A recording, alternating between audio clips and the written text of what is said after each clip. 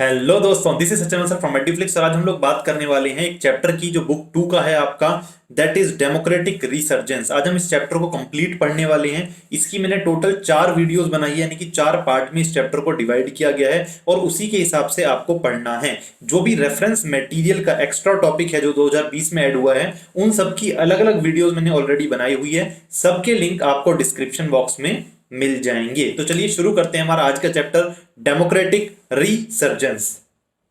तो भाई इस चैप्टर के अंदर सबसे पहले तो मैं बता दूं कि सीबीएसई ने 2020 के अंदर कौन कौन से नए टॉपिक्स को ऐड किया है। तो नए टॉपिक हैं JP Narayan and total revolution. उसके अंदर मैंने डिटेल में बताया है कि कौन है जेपी नारायण और क्या मतलब था उनका टोटल रेवोल्यूशन से। इसके अलावा राम मनोहर लोहिया एंड सोशलिज्म। राम मनोहर लोहिया साहब कौन थे और उनकी जो आइडियोलॉजी थी सोशलिज्म की वो क्या थी। Pandit Deendayal Upadhyay and integral humanism.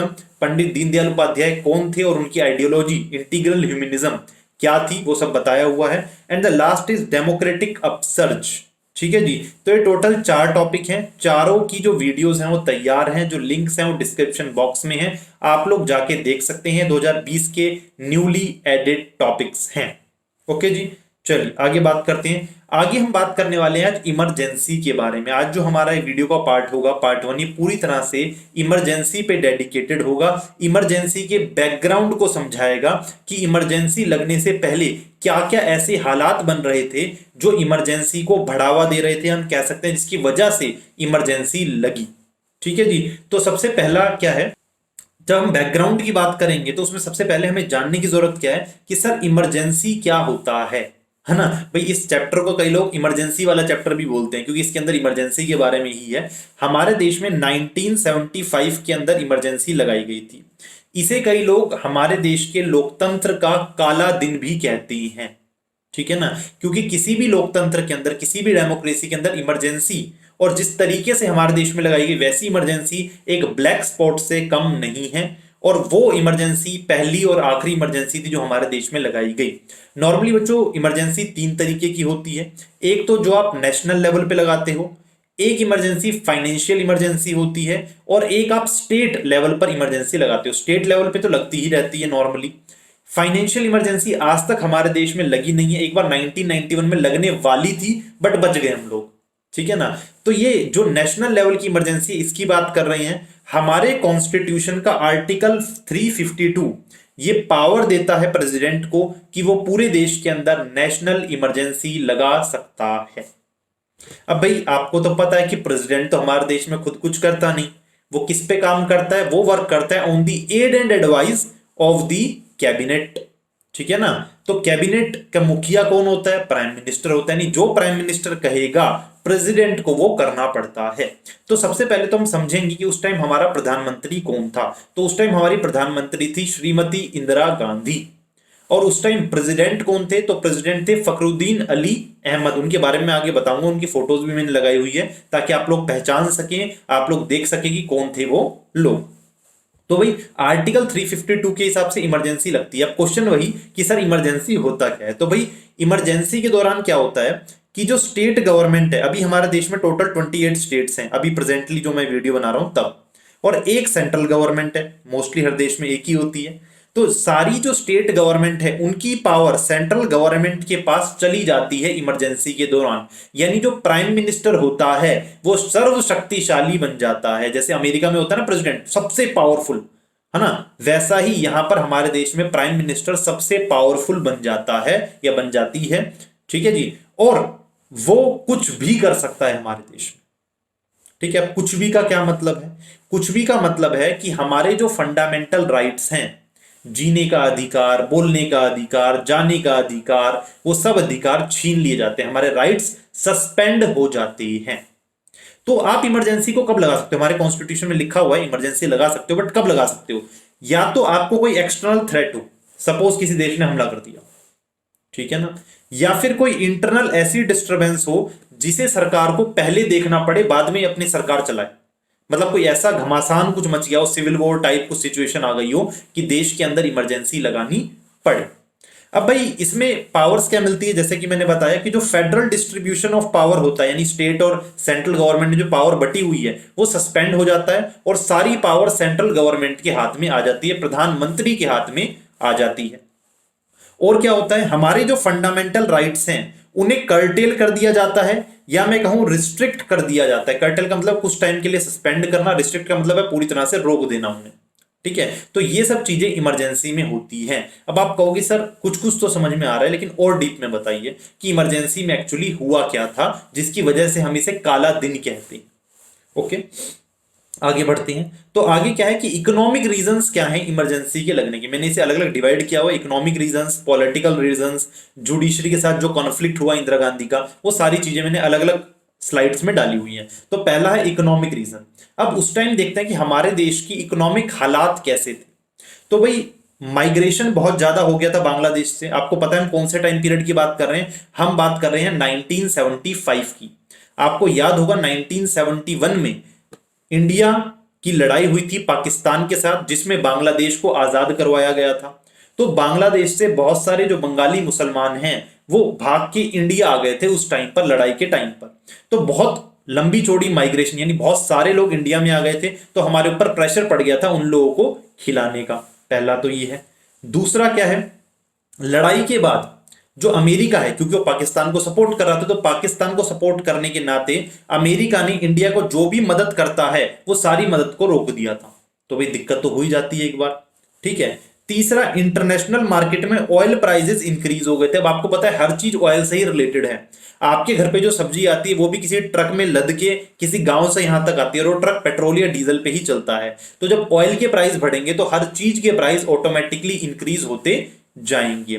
तो हमारे देश में जो महंगाई है 1973 में 23% से प्राइस ऑयल के 30% पे पहुंच गए थे 1974 में।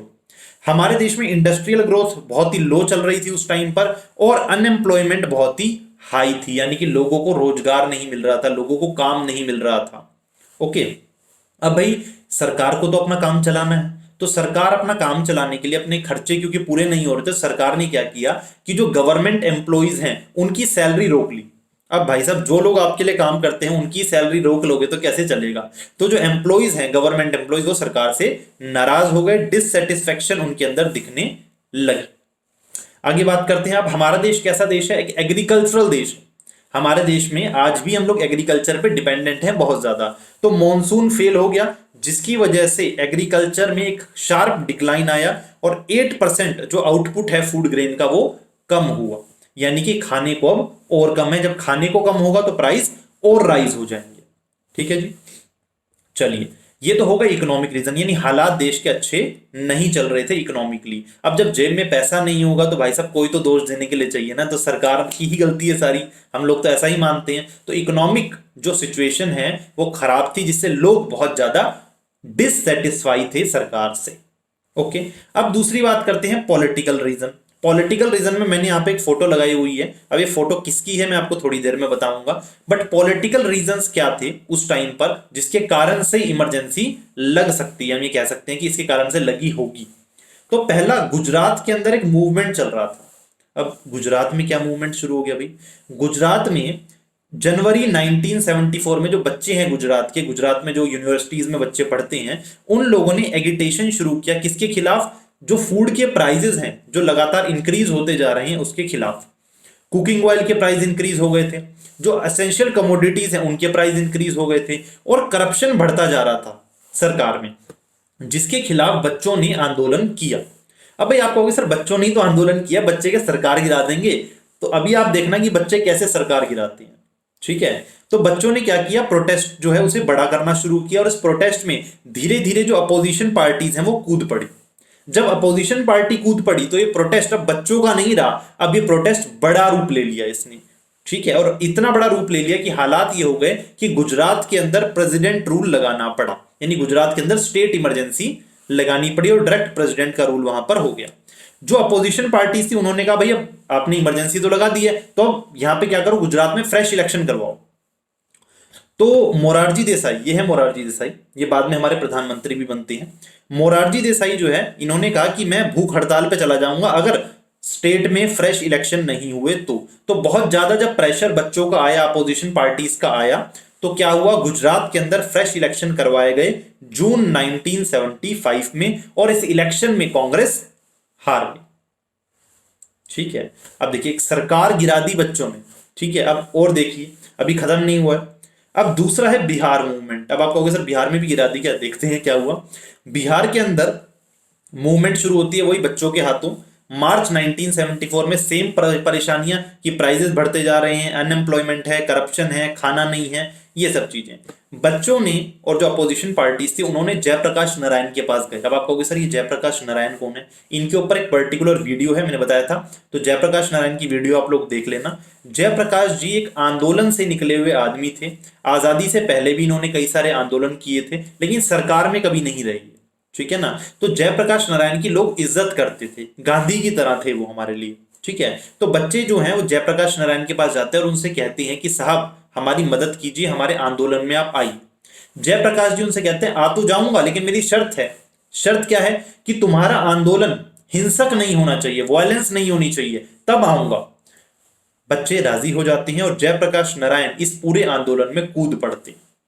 अब जयप्रकाश नारायण कूदते हैं बिहार के अंदर इस आंदोलन के अंदर, और वो नारा देते हैं टोटल रेवोल्यूशन का, यानी कि समाज के हर हिस्से को बदलाव की जरूरत है, चाहे वो सोशल हो, इकोनॉमिक हो, पॉलिटिकल हो, हर तरीके से बदलाव की जरूरत है। इसे कहते हैं टोटल रेवोल्यूशन।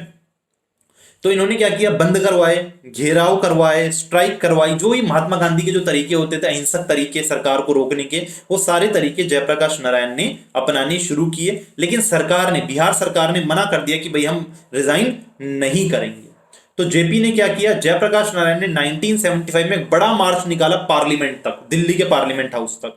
ठीक है, और एक बड़ी रैली, जितनी बड़ी रैली कभी दिल्ली में देखी नहीं गई, इतनी बड़ी रैली जो है वो जयप्रकाश नारायण ने वहां पर की, और उसमें बहुत सारी जो पार्टीज थी उनका सपोर्ट मिला, कांग्रेस को छोड़ के। सिंपल सी बात है, भारतीय जनसंघ जिसका नाम आज बीजेपी है, कांग्रेस ओ जो कांग्रेस का टूटा हुआ हिस्सा थी, भारतीय लोकदल, सोशलिस्ट पार्टी और बहुत सारी दूसरी पार्टी, जहां पर जेपी रामलीला मैदान में खड़े होकर कहते हैं कि सिंहासन खाली करो, इंदिरा गांधी से सिंहासन खाली करो कि जनता आती है। यानी कि अब लोग जो है उन्होंने मन बना लिया है, आप अब सिंहासन खाली कर दो, रेजिग्नेशन दे दो अपना, क्योंकि आप सरकार नहीं चला पा रही।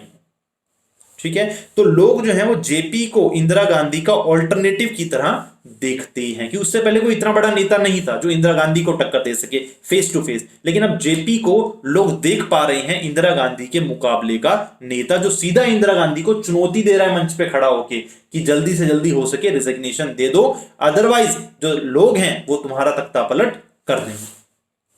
ओके, चलिए अब क्या होता है, एक और परेशानी, रेलवे स्ट्राइक हो जाती है देश के अंदर। अभी रेलवे स्ट्राइक अब तक की सबसे बड़ी रेलवे स्ट्राइक है, इस वजह से हम इसे पढ़ रहे हैं, छुटपुट तो होती रहती है। ये रेलवे स्ट्राइक को लीड करने वाले कौन थे, जॉर्ज फर्नांडिस। कब हुआ, 1974। ठीक है, national coordination committee of railways man, जो रेलवे में जितने लोग काम करते हैं उनकी जो कमिटी थी, उनका ये स्ट्रगल था जिसे जॉर्ज फर्नांडिस ने आगे बढ़ाया था और पूरे देश में रेलवे को रुकवा दिया था। अब तक आपने सुना होगा एक रेल को रोक दिया, वहां पटरी पे बैठ गए लोग, है ना। यहाँ पूरे देश के जो एम्प्लॉइज हैं रेलवे के, उन्होंने काम करने से मना कर दिया क्योंकि उनकी कुछ कंडीशंस थी, उनकी कुछ परेशानियां थी, उनको बोनस चाहिए था और उनकी जो सर्विस कंडीशन थी वो अच्छी नहीं थी, जिसके ऊपर वो मांग कर रहे थे कि भाई हमें ये सारी चीजें प्रोवाइड करो तब हम काम करेंगे। इस पे गवर्नमेंट ने क्या एक्शन लिया, तो गवर्नमेंट ने इन डिमांड को अपोज किया, जैसे कि गवर्नमेंट्स करती है हमेशा के लिए, और गवर्नमेंट ने स्ट्राइक को इलीगल घोषित कर दिया, यानी कि अगर आप लोग काम पे नहीं आए तो निकाल दिए जाओगे, भाई साहब इलीगल है तुम्हारी स्ट्राइक। ठीक है, तो गवर्नमेंट ने इनकी डिमांड्स को मानने से मना कर दिया और क्या किया, आर्मी को डिप्लॉय कर दिया रेलवे ट्रैक की प्रोटेक्शन के लिए, ताकि जो रेलें हैं वो चल सके, रेल्स जो है वो चल सके। एंड में रिजल्ट क्या है, रिजल्ट कुछ नहीं आया, 20 दिन तक ये सब चलता रहा। एंड में जो रेलवे मैन है उन्हें बिना सेटलमेंट के उन्हें वापस काम पे जाना पड़ा, लेकिन एक बहुत बड़ा मुद्दा बन गया देश के अंदर और सरकार परेशान हो गई। आगे देखते हैं, आगे क्या है भाई, कॉन्फ्लिक्ट विद जुडिशरी। अब भाई सरकार का सुप्रीम कोर्ट के साथ पंगा हो जाता है। ठीक है, तो क्या पंगा होता है देखते हैं। सबसे पहले तो सरकार जो है वो ट्राई करती है कि फंडामेंटल राइट्स में कुछ चेंजेस किए जाएं। ठीक है, तो पार्लियामेंट कुछ चेंज सुझाव करती है, सुप्रीम कोर्ट कहता है नहीं कर सकते हैं। पार्लियामेंट कहती है कि हम चाहते हैं कि जो राइट टू प्रॉपर्टी है, पहले आपको पता होगा 7 फंडामेंटल राइट होते थे, अब 6 होते हैं फंडामेंटल राइट। तो 7वां जो फंडामेंटल राइट है, राइट टू प्रॉपर्टी, जो गवर्नमेंट है वो चाहती थी कि राइट टू प्रॉपर्टी को हम इस फंडामेंटल राइट की लिस्ट से निकाल दें। अब क्यों निकाल दें, सब 11th में पढ़ाया हुआ है मैंने, ठीक है। तो 11th में आपने पढ़ा होगा तो आपको पता होगा कि क्यों निकालना चाहती थी सरकार। तो राइट टू प्रॉपर्टी को हटाना चाहती थी वहां से। सुप्रीम कोर्ट ने कहा नहीं कर सकते, ठीक है। अब सुप्रीम कोर्ट क्या कर रहा है, सरकार के टांग अड़ा रहा है काम में, ठीक। फिर पार्लियामेंट ने कहा कि हम कॉन्स्टिट्यूशन में कुछ बदलाव करना चाहते हैं फंडामेंटल राइट को, जिससे दिक्कत होगी लेकिन उससे डायरेक्टिव प्रिंसिपल हमारा मजबूत होगा। सुप्रीम कोर्ट ने कहा नहीं कर सकते, ठीक है। तो बार बार सुप्रीम कोर्ट क्या कर रहा है, पार्लियामेंट के काम में टांग अड़ा रहा है। सुप्रीम कोर्ट अपनी जगह अपना काम कर रहा है, क्यों, सुप्रीम कोर्ट का काम है कॉन्स्टिट्यूशन का कस्टोडियन बनना, यानी कॉन्स्टिट्यूशन में अगर कोई बदलाव हो रहा है, कोई चीज हो रही है, तो उसका जिम्मेदार सुप्रीम कोर्ट है ना। तो सुप्रीम कोर्ट का तो काम है ये, बट जो सरकार है वो नहीं मान रही, सरकार कुछ चाहती है ना, ऑब्जेक्टिव है उसके अपने पूरे करने उसे, बट सुप्रीम कोर्ट उन ऑब्जेक्टिव्स को पूरा करने नहीं दे रही है। तो होता क्या है, तो भाई एंड में एक फैसला आता है जुडिशरी की तरफ से। ये बहुत ही फेमस केस है, आप लोगों ने 11th क्लास में भी पढ़ा होगा, ग्रेजुएशन करोगे तब भी पढ़ोगे, मास्टर करोगे तब भी पढ़ोगे, कभी पीछा नहीं छोड़ेगी, यूपीएससी में भी पीछा नहीं छोड़ेगी। ये है केशवानंदा भारती केस 1973। इसके अंदर जो कोर्ट था उसने अपना एक हिस्टोरिक डिसीजन दिया जो आज तक फॉलो किया जाता है, जिसमें कोर्ट ने कहा और बताया कि कितना कॉन्स्टिट्यूशन को चेंज किया जा सकता है और कितना नहीं। इसके अंदर सुप्रीम कोर्ट ने बताया कि कॉन्स्टिट्यूशन का कुछ बेसिक स्ट्रक्चर है, बेसिक स्ट्रक्चर का मतलब है कुछ मूलभूत ढांचा है जिसके बेस पे हमने पूरा कॉन्स्टिट्यूशन बनाया है।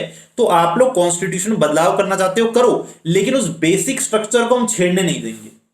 तो भाई लोगों, सरकार ने पूछा कि बताओ बेसिक स्ट्रक्चर क्या है, तो सुप्रीम कोर्ट कह रहा है हम बताएंगे, वक्त वक्त पे बताएंगे कि कौन सा बेसिक स्ट्रक्चर है कौन नहीं। ये कौन डिसाइड करेगा, सुप्रीम कोर्ट डिसाइड करेगा कि कौन सा बेसिक स्ट्रक्चर होगा और कौन सा नहीं होगा। तो इसे केशवानंदा भारती केस कहते हैं। ये केशवानंदा है, ठीक है, जिन्होंने केस किया था। इनकी अभी डेथ भी हो गई है रिसेंटली, तो इनके बारे में आप लोग जरूर पढ़ें। केशवानंदा भारती केस बहुत ही फेमस केस है। तो एक तो ये केशवानंदा भारती केस हो गया। दूसरा क्या है भाई, एक और परेशानी। अब जो इंदिरा गांधी थी उन्होंने सोचा कि प्रॉब्लम कौन खड़ी कर रहा है, प्रॉब्लम खड़ा कर रहा है सुप्रीम कोर्ट, तो सुप्रीम कोर्ट को ही जरा अपने कब्जे में ले लेते हैं ना। तो सुप्रीम कोर्ट में अगर अपना आदमी बैठा होगा तो हमारे हिसाब से काम करेगा। तो होता क्या है कि सुप्रीम कोर्ट के अंदर जो चीफ जस्टिस होता है, उसके बाद नीचे जजेस होते हैं सीनियोरिटी के बेस पे, कौन सीनियर है, फिर जूनियर जूनियर जूनियर ऐसे लाइन में लगे होते हैं। तो भाई एक सीनियर आदमी जाएगा तो उससे अगले वाला आएगा, चीफ जस्टिस बनेगा। तो जो टॉप 3 सीनियर जज होते हैं उनमें से एक को बनाना होता है, ठीक है। जैसे ये चीफ जस्टिस हो गया, इसके बाद 1 2 3 ऐसे लाइन लगी होती है। तो इन 3 जो होते हैं पहले, इन 3 में से किसी एक को आप चीफ जस्टिस बना सकते हो। बट ये जो सीनियोरिटी वाला मामला है इसे गवर्नमेंट ने एक साइड कर दिया और जो चौथे नंबर का जज था उसे चीफ जस्टिस बना दिया। इनका नाम क्या था, A.N. रे। इन्हें चीफ जस्टिस ऑफ इंडिया बना दिया गया। सिंपल सी बात है, क्यों बनाया गया होगा ये बताने की जरूरत नहीं है, ठीक है ना। और गवर्नमेंट ने क्यों बीच में दखलंदाजी की ये भी बताने की जरूरत नहीं है। हर कोई चाहता है कि मेरा आदमी वहां उस पोजीशन के अंदर बैठे ताकि मेरा काम हो सके। तो यहां पर जो सुप्रीम कोर्ट है, ठीक है ना, उसको कंट्रोल में लेने की कोशिश की गई बाय दी गवर्नमेंट, ठीक है जी। तो ये सारा बैकग्राउंड है आपका, इमरजेंसी से पहले क्या क्या चल रहा था देश में। बड़ा इंटरेस्टिंग टॉपिक है और कहानी की तरह इसे पढ़ो, आपको और ज्यादा मजा आएगा। तो अभी फिलहाल ये सब चीजें चल रही हैं। अब और क्या होगा जिससे इंदिरा गांधी मजबूर हो जाएगी इमरजेंसी लगाने पर, ये हम लोग नेक्स्ट पार्ट के अंदर पढ़ेंगे। तब तक के लिए take care, thank you very much इस वीडियो को देखने के लिए। अगर इस वीडियो में जो मैंने समझाया है उसमें कोई भी आपको डाउट है तो प्लीज मुझे कमेंट सेक्शन में पूछें, मैं आपके हर डाउट को क्लियर करने को बिल्कुल तैयार हूं। So again thank you very much for watching this video. This was Sachin Bansal signing off.